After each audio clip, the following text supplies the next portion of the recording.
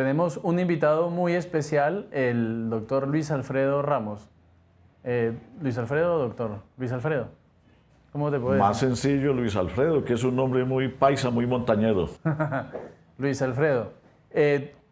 Yo soy de Bogotá y digamos que en Bogotá pues te había de pronto visto en los noticieros y eso, pero no tenía como la imagen de la magnitud de la importancia que tienes en Antioquia. Y lo que he visto, digamos, ese tiempo que llevo en Medellín, es que de alguna manera agrupas a una parte muy importante de la población.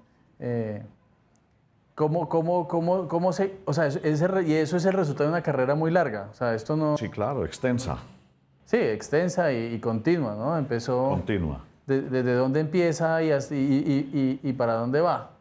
O dónde... Que creo que el único cargo que falta es ser presidente de la República. Sí, sí. Bueno, he compartido mi vida entre el sector público y el privado. He desempeñado diferentes cargos en el sector privado, en la Cervecería Unión, al lado de Augusto López, presidente después del Grupo Bavaria, y en las juntas directivas del grupo, en distintas juntas directivas.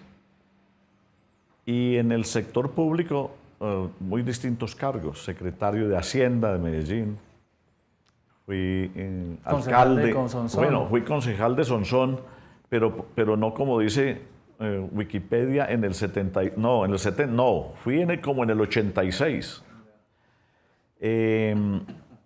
Fui alcalde de Medellín, fui ministro de Comercio Exterior muy poco tiempo, fui embajador de Colombia ante la Organización de Estados Americanos, fui presidente del Congreso de la República, 2 veces senador, había estado antes en la Cámara, y mi último cargo fue el de gobernador de Antioquia en el periodo 2008-2011. De modo que ha sido una larga vida, y en el sector privado, además de haber estado en Cervecería Unión durante 13 años en el Grupo Bavaria, 1 año y medio gerenciando un proyecto de telecomunicaciones, haciendo toda la etapa de planeación de lo que después se conoció con el nombre de Orbitel. Ok. Tú vienes, digamos, haces toda esta campaña y de pronto de un momento a otro la campaña, o sea, toda la trayectoria política se detiene abruptamente por una trampa que en el camino. En el año 2013 llevaba unos pocos días de haber anunciado que iba a participar en la campaña presidencial bajo las toldas de lo que hoy es Centro Democrático. En ese momento no tenía nombre siquiera. Y llevaba muy poco tiempo cuando una serie de falsos testimonios, ya que los pudimos probar con el transcurso del tiempo, infames falsos testimonios, llevaron a que yo estuviera privado de la libertad durante 3 años y 3 meses. Estuve en Bogotá, en la Escuela de Caballería. Quiero hablar un poco de la Escuela de Caballería, pero también, ¿qué se siente uno haber dedicado toda la vida a servir y de pronto ver que lo que uno crea se enloda todo? Bueno, eso es como recibir algo más que un garrotazo, es como si se le viniera a uno el mundo encima. Y sobre todo una gran frustración y una gran impotencia, porque queda uno en manos de bandidos, de falsos testigos, buscados en las cárceles del país. Y después nos dimos cuenta quién era la persona que iba a las cárceles. Una persona que ha entrado más de 160 veces a las cárceles. Sí, porque todos los amigos están allá. Y no solo eso, sino buscando criminales para contratarlos o para pagarles, en fin, para llevarlos como falsos testigos e incriminar a personas de bien. ¿Y esa persona quién es? Esa persona que está comprometida por lo menos con 5 testimonios en mi proceso es Iván Cepeda, un actual senador del Polo Democrático. No, ni idea, no me interesa. Pero sí, un gran... Él estuvo conversando con toda esta gente.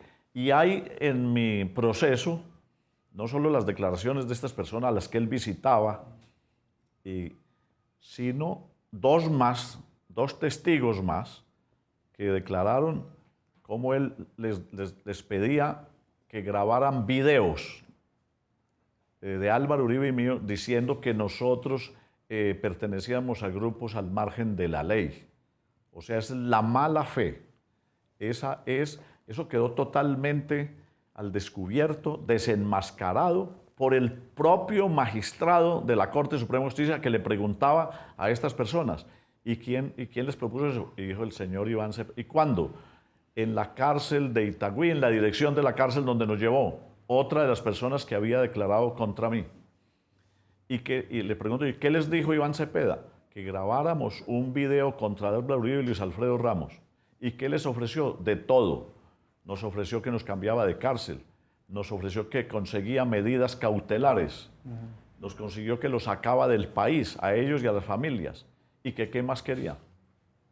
Bueno, esa es la joya. Esa es una tristeza, digamos, como ver cómo la justicia colombiana... ¿Cómo le crea a ese tipo de personas? Sí, ha aceptado sus testimonios. ¿Sabes, Álvaro? En ninguna parte del mundo le dan credibilidad a una persona que está en la cárcel, que comete ese tipo de delitos, que están condenadas a 20, 40 o más años. Salvo que tengan una prueba técnica. ¿Qué es una prueba técnica? Y que se pueda confrontar un video, una grabación, un documento, no un testimonio de un bandido, de un criminal. Y a eso no se le da en ninguna parte. Aquí en Colombia sí. Bueno, entonces digamos que la fortuna o desfortuna te lleva a la escuela de caballería. ¿Cómo es estar 3 años en la escuela de caballería? Bueno, adopté allá una rutina que me sirvió muchísimo. Porque claro, uno se levanta muy temprano, a las 6 de la mañana ya está en pie, y luego hacía 1 hora, un poco más de una caminata rápido, inclusive por una parte bastante pendiente. Luego desayunaba y a las 9 de la mañana, 8 y media, 9, estaba listo para estudiar cosas, el proceso, o para leer, o para escribir, porque yo aproveché el tiempo leyendo mucho. Escuché que de unos 150 libros. Un poco, sí, 150, tengo ya ahí la lista ya completa de todos los libros que leí, aunque me regalaron 500 libros. Ahí he estado releyendo ahora otros más. ¿Y de esos 150, qué lecturas, digamos, uno dice? Bueno, leía mucha historia, muchas biografías y muchos libros que tienen que ver con el desarrollo de todo, del mundo moderno. Un libro, por ejemplo, que se llama Civilización, de Neil Ferguson. Leí un libro que estuvo muy de moda hace unos 4 años y lo recomiendo mucho, El hombre que amaba a los perros, que no tiene nada que ver con veterinaria. Simplemente es escrito por un cubano que conoció el hambre y la tristeza en ese régimen, a pesar de que era de los de Castro, y que conoció al asesino de Trotsky en Cuba. Es un libro maravilloso, lo recomiendo mucho. ¿Y qué fue lo que te pareció maravilloso de ese libro? Pues cómo relata cómo él, siendo un escritor en Cuba, por la tarde iba al mar. Y allá se encontró con un señor que todos los días sacaba un par de perros borsoi rusos. Y empezó a tener relación con él, comunicación. Y ya hablaba casi todos los días al final de la tarde. Pues resulta que el señor empezó a contarle muchas historias, entre ellos cómo había sido la muerte de Trotsky en México. Mandado a asesinar y por finalmente Stalin. el propio periodista que era el que iba, se dio cuenta de que esa persona que estaba ahí con un nombre ficticio era el asesino de Trotsky, que muere en Cuba, después de haber pagado 20 años de cárcel en México y haber estado en Rusia, en la Unión Soviética en ese entonces, y lo mandaron a que se muriera en Cuba. Trotsky, que según la versión oficial soviética había muerto suicidado de un picazo en la cabeza. Por Dios, asesinado por por Mercado, un español, que era esa persona con la que hablaba Leonardo Padura, el propio escritor del libro. No sé si te has dado cuenta, pero hay un personaje en Venezuela que me recuerda mucho a Stalin, en su forma de vestir, en su forma de presidente Maduro. Sí. No sé si es una impresión mía, pero su estética es muy stalinista, y aparte de su forma de hacer. Sí, es un dictador, es un tirano, pero tiene un problema mucho más grave que el de Stalin. Este es más bruto, es más ignorante, ¿sí? Y es igual de asesino. Bueno, Stalin fue el superasesino de la humanidad, el más grande asesino de la humanidad junto con Mao, que fueron las personas que más muertes han... y por el mismo método de Maduro, por el hambre, además, que era el método... Y además, claro, el método es que favorito. Maduro está acabando con ese país, no solo en lo económico, no solo porque acabó con las libertades, con la empresa privada. Allá los ingresos ya casi el 97% son solo de petróleo. Y está acabando con los niños. Hay 300.000 niños hoy en Venezuela que pueden morir por cuestiones de desnutrición y falta de medicinas. 300.000 niños en peligro. Es una tragedia lo que está pasando en Venezuela.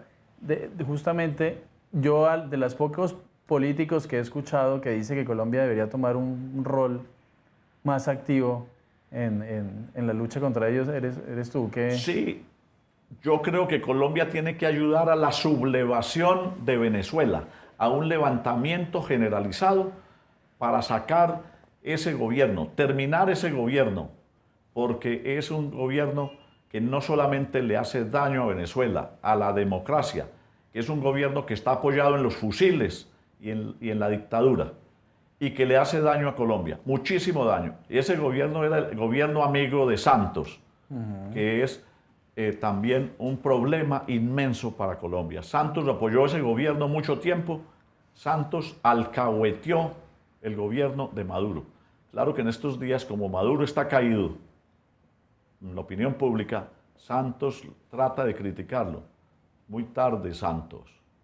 Santos se equivocó. Sí. El tema, digamos, yo a veces sueño en algo que también sueñan ellos, que es en que Colombia y Venezuela sean un solo mercado. Yo creo que somos yo a veces digo, la única diferencia entre un venezolano y un colombiano es que el venezolano le pone el relleno por dentro de la arepa y el colombiano se lo pone encima. Creo que somos una sola nación y el destino de ellos y el nuestro está totalmente ligado. Somos una sola nación, la misma, la de Simón Bolívar. Y somos dos pueblos que han crecido paralelamente. La desgracia es que allá le llegó la dictadura desde la época de Chávez, porque es la del socialismo del siglo XXI. El socialismo del siglo XXI es el comunismo moderno, porque a ellos les da pena decir que son comunistas. Entonces, siempre se camuflan bajo otros apellidos y dicen socialismo. Son el viejo régimen castrista que lleva 60 años en Cuba, llevando allí solo hambre. Claro, y tenemos que tener, todavía le faltan 40 más a este le faltan 40 porque ya van ajustando 20. Y con la gran mentira que le dijeron a Venezuela, allá había que acabar con la corrupción, había gran corrupción en Venezuela, pero le dijeron que había que acabar con la corrupción. Acabaron fue con el país, no solamente porque la corrupción es más grande hoy, allá la corrupción es de los militares, allá es de la burocracia, allá es del que manejaba PDVSA, que ahí están en la cárcel. Allá todos están corrompidos y además muchos por el narcotráfico. De suerte que Venezuela está pasando, por eso tenemos en Colombia hoy más de 800.000 venezolanos vagando en las calles de Colombia, buscando cómo sobrevivir, cómo conseguir un alimento, cómo conseguir una subsistencia. Bueno, hay que hacer solidarios con los de Venezuela mientras salen de ese lío también. O mientras los sacamos. Y hay que impulsar la sublevación en Venezuela. Hay que apoyar a todos los que están contra Maduro y contra la dictadura. Hay que darles recursos, hay que hacerles llegar medicinas, hay que hacerles llegar lo que quieran para tumbar a Maduro. Muy bien. El tema de la corrupción fue el que llevó a Chávez, digamos, al poder, ¿no? Yo no creo que los venezolanos quisieran lo que están viviendo ahora. Ellos pensaban que estaban luchando contra una clase Chávez política. era el más corrupto. Claro, pero ellos... Hoy la hija de Chávez, dicen que es la hija de Chávez. Las mujeres más ricas de América Latina. Es la mujer más rica de América Latina. que tiene más de 5.000 millones de dólares en las cuentas de los paraísos fiscales. Eso es lo que Colombia tiene que saber, de que esos que se hacen pasar por el socialismo son los más corruptos, como Lula y los de allá de Brasil, corruptos, como la señora Kirchner en Argentina, como el desastre que es Nicaragua o Bolivia, con una persona muy ignorante, con el jefe de los cocaleros. Con Evo Morales. Así. Pero de todas formas, digamos, la percepción de muchos jóvenes o mucha gente es como, ah, sí, la corrupción y estos políticos tradicionales en los que de pronto te pueden encauzar a ti como una persona que está toda la vida en política.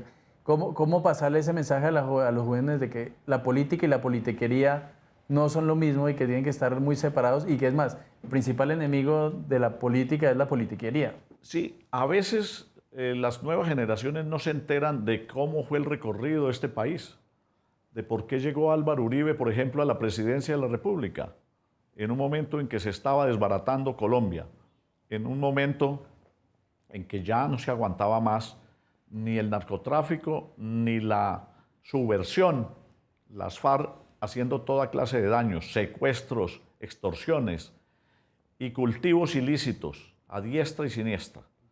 Entonces a la gente, a los jóvenes hay que contarles eso.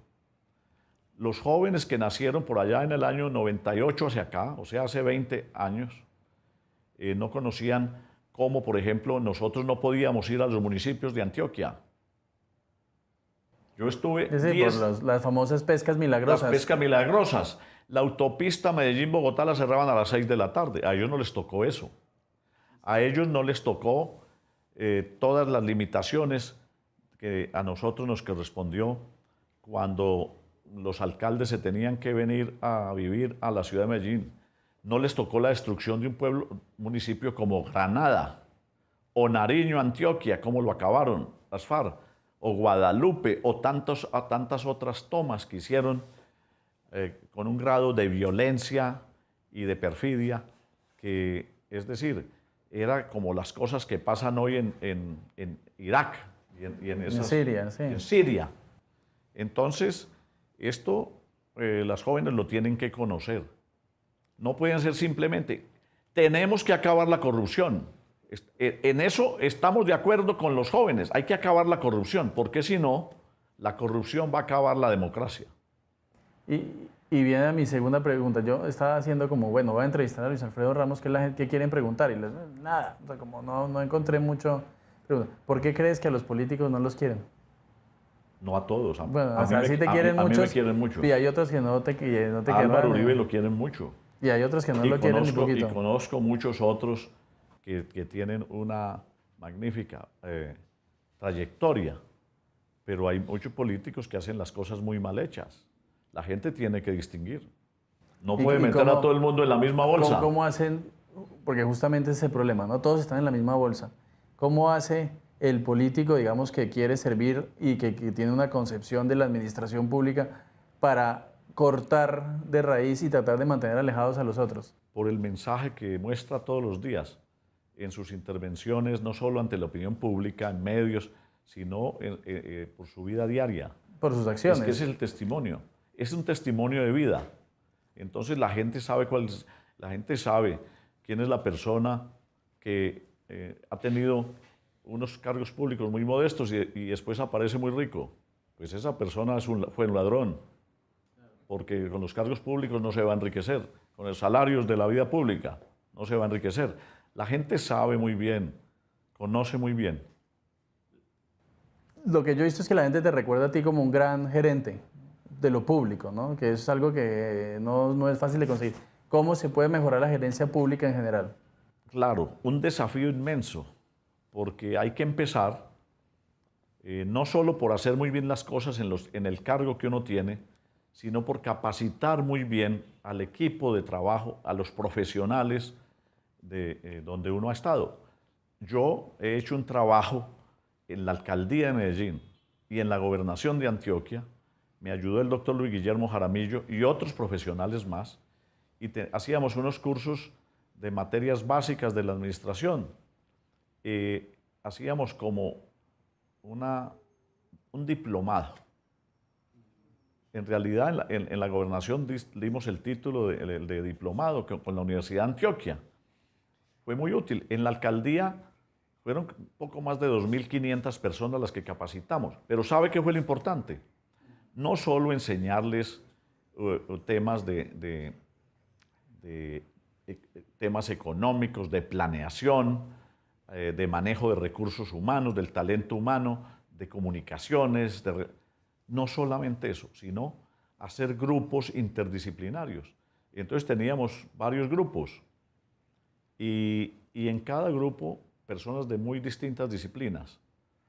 En el mismo grupo ingenieros, médicos, economistas, enfermeras, comunicadores.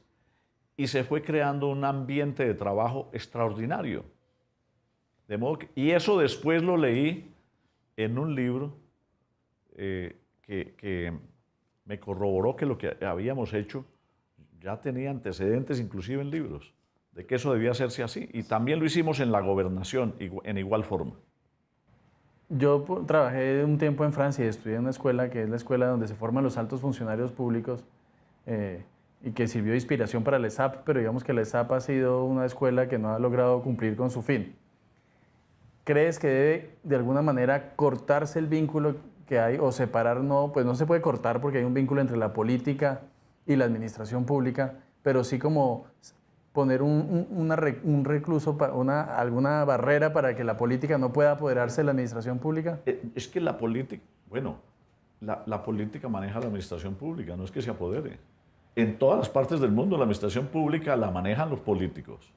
El presidente que llega es un político. Claro. No hay presidentes que no sean políticos. Claro, claro. No hay gobernadores que no sean políticos. Aquí hay un exgobernador muy mentiroso que dice que no es político y lleva 20 años haciendo política. Esa es una falsedad, es un engaño. Ese es el gobernador, aquí el de los Crespos. Sí, sí, el joven el viejo que se cree joven. Sí, que se cree joven diciéndole mentiras a la gente. El que le dijo a Antioquia, que él quería Antioquia muy educada, y la dejó en el puesto 16 entre los departamentos y las entidades públicas de Colombia. El que dejó a Antioquia de 18 en competitividad. Y me dicen que la dejó de 26 en manejo fiscal. Por poco Antioquia pierde el grado de categoría especial por culpa de ese funcionario. De ese supuesto buen administrador. Sí, sí, sí. Bueno, Luis Alfredo, muchas gracias por habernos acompañado en este pequeño espacio y espero que tengamos la oportunidad de volverte a ver por acá. Bueno, saludo muy cordial y aquí seguimos en la vida pública haciendo un liderazgo y con el Centro Democrático echándolo para adelante. Bueno, sí, el momento tiene un momento para hacer la campaña. Muchas gracias. No estás de gracias. campaña porque no estás aspirando a ningún cargo, pero... No, estoy ayudándole a varias personas en estas elecciones del 11 de marzo. Yo tengo el convencimiento de que Centro Democrático será mayoritario en Medellín, en el área metropolitana, en Antioquia, y creo que en Colombia será el partido de mayor votación para el Congreso de la República. Así que estamos apoyando a varios de los candidatos. A mí me toca apoyar varios. Empezando por Iván Duque. Todos los candidatos del Centro Democrático le toca a uno apoyarlos. Y estoy especialmente en este momento comprometidos con los de Senado y Cámara. O sea, lo del presidente hay que dejarlo para después del 11 de marzo. Por el momento estoy apoyando a una candidata al Senado que es de la región del oriente de Antioquia, Regina Zuluaga. En la Cámara estoy apoyando varios. Magnolia Giraldo, que fue funcionaria mía del gobierno de Antioquia, manejó el programa de Maná, un exitoso programa de seguridad alimentaria para 348.000 estudiantes, el almuerzo diario, y para 216.000 niños de 0 a 5 años un desayuno durante los 4 años de nuestro gobierno. Estoy apoyando también en el suroeste a un joven que se llama Hernán Saldarriaga para la Cámara, es también del Centro Democrático. Y tengo otras personas muy amigas, Oscar Darío Pérez, Esteban Quintero y otros más que están aspirando a la Cámara por el Centro Democrático. De modo que estamos en eso. Ahora venía así, que estoy tan informal, venía precisamente de Copacabana y anoche de Caucasia, de modo que Estamos en plena campaña. Bueno, un pequeño chisme ahí, ya que me acordé.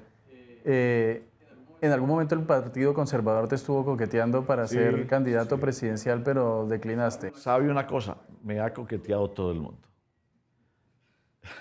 Y al Partido Conservador le dije que no, porque mientras yo no resuelva el tema de que no me han dado un fallo, que está vencido el fallo, el tiempo, un año, no lo han dado, pues no presentaré mi nombre, porque todo entonces se centraría es en ese tema y no en los programas que tengo para el país y no en las propuestas, ni se centraría en los resultados que yo he dado, en las obras que hicimos por Antioquia, porque creo que hicimos un gobierno muy importante para este departamento y las dos obras públicas más grandes de Antioquia, la hidroeléctrica de Ituango, que la dejamos aprobada, iniciada y que el 1 de diciembre de este año estará en funcionamiento. La obra civil más grande de Colombia en los 200 años de vida que tiene nuestro país, que cumplirá y que empieza a funcionar el 1. Y sobre todo lo más importante, el departamento es el socio mayoritario, por encima de Empresas Públicas de Medellín.